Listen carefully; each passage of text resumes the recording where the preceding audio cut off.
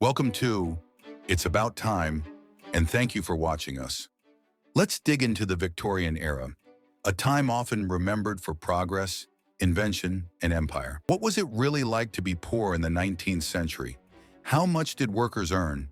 And what could their wages actually buy? How did they sleep, eat, and survive in a world with no safety nets? Poverty wasn't confined to Britain's shores. Industrial revolutions in France, Germany, and even parts of America brought similar patterns. Whether in London, Berlin, or New York, poverty was global, and survival meant compromise at every level of daily life. Salaries and jobs. So how much did people actually earn? What jobs were available to the poor in the Victorian world? Let's start with Britain. In the mid-19th century, a skilled craftsman might earn between 20 and 30 shillings a week. A factory worker or laborer could expect closer to 10 to 15 shillings. For comparison, rent for a single room in London could cost 2 to 5 shillings a week. Bread, meat, and coal quickly ate up the rest, meaning a factory worker could not handle rent, food, and bills on 40 shillings a month. They would have to sacrifice heat or food. Women fared far worse. A seamstress might earn only 5 to 7 shillings a week, often working 12-hour days. Many resorted to taking in laundry or piecework at home, which barely kept starvation at bay. In the darkest cases, some turned to prostitution, which H. Mayhew, a Victorian journalist, chillingly noted was often less about vice than simple survival. Children were also part of the workforce. In coal mines, boys as young as 8 worked as trappers, opening and shutting ventilation doors for a few pennies a day. In textile mills, little girls with nimble fingers pieced broken threads. Laws gradually improved conditions, such as the Factory Act's limited hours. But in reality, enforcement of said laws was weak. Overseas, industrial cities faced the same struggles. In New York, Irish and Italian immigrants worked as dock laborers, construction hands, or sweatshop tailors. Wages were equally meager.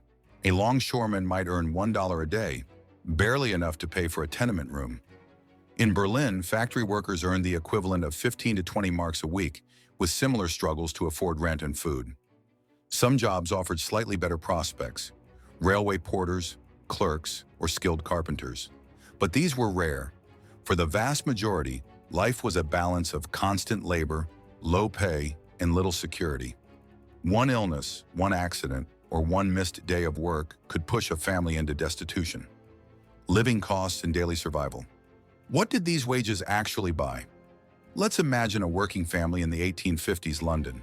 The father works at a factory, earning 12 shillings a week. His wife takes in sewing, adding another 3 shillings. Together they bring in 15 shillings a week. Budget per week, 15 shillings. Rent, 3 shillings. Bread, flour, potatoes, and milk, 5 shillings.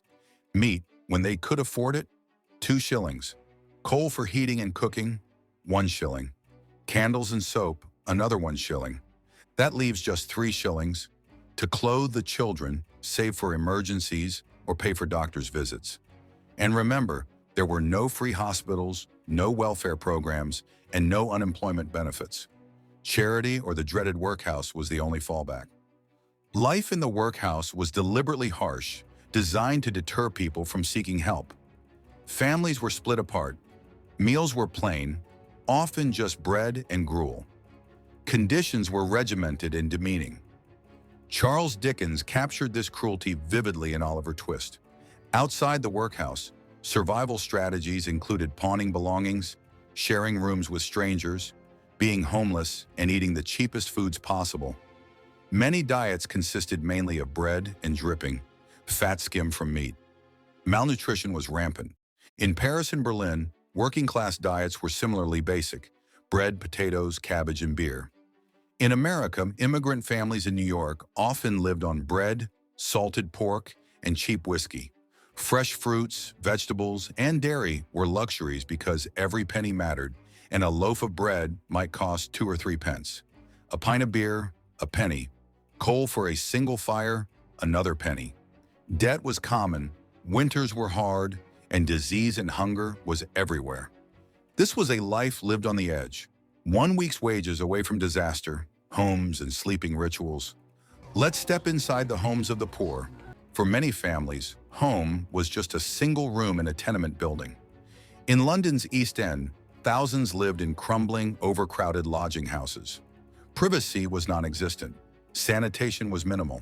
Shared outdoor privies and communal water pumps often contaminated with sewage. Sleeping arrangements were equally grim. Entire families, parents, children, sometimes grandparents, often shared a single bed. In lodging houses, strangers might pay a penny for a spot in a bed, or a half-penny to lean on a rope stretched across a room for the night. This notorious penny sit-up was common in London and New York, where the poorest literally slept sitting up. But people still developed small rituals to prepare for rest. Families often went to bed early, not always because they were tired, but to save on candles or oil. Parents told Bible stories or sang folk songs to quiet restless children, a kind of bedtime ritual to soften the harshness of the day. Some burned a small piece of dried lavender or hung sprigs of herbs, believing the scent helped sleep and kept away bad air. In colder months, it was common to warm bricks by the fire, then wrap them in rags and place them at the foot of the bed. Others filled stone or ceramic bottles with hot water. These little tricks brought comfort to otherwise freezing rooms. In rural areas, conditions were slightly better. Cottages were small but had more space. Yet even there, families shared beds, and livestock might be kept indoors for warmth. Bedtime rituals often included prayers or quiet hymns, blending faith with necessity. Sleep in the Victorian era was not just a natural rest. It was something actively pursued, protected, and improvised through ritual and habit. Health, hardship, and hope. Living in poverty meant living with constant health risks. Diseases like cholera, typhus, and tuberculosis thrived in crowded slums. Infant mortality was shockingly high. In some parts of London, half of all children died before the age of 5. Medical care was expensive, so most relied on home remedies or charity hospitals. Even medical care had toxic remedies based on opium, arsenic, cocaine, morphine, which could ultimately kill you rather than cure you.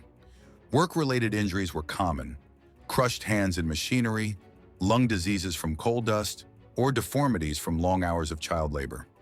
No, people did not have social protection or any medical benefits. If you got injured, you lost your job and became a liability. And yet, amidst this hardship, people built communities. They gathered in pubs, chapels, or street markets for social networking and mental well-being.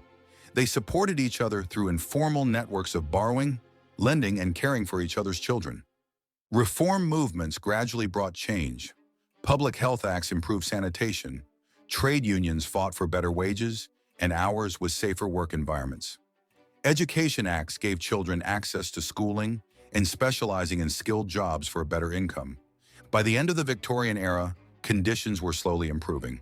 But for most of the 19th century, the poor lived lives of resilience, endurance, and quiet strength. An era of resilience. The Victorian age is remembered for its great inventions and imperial power.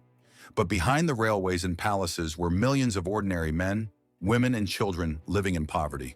They worked long hours for little pay, slept in cramped rooms, and stretched every penny to survive.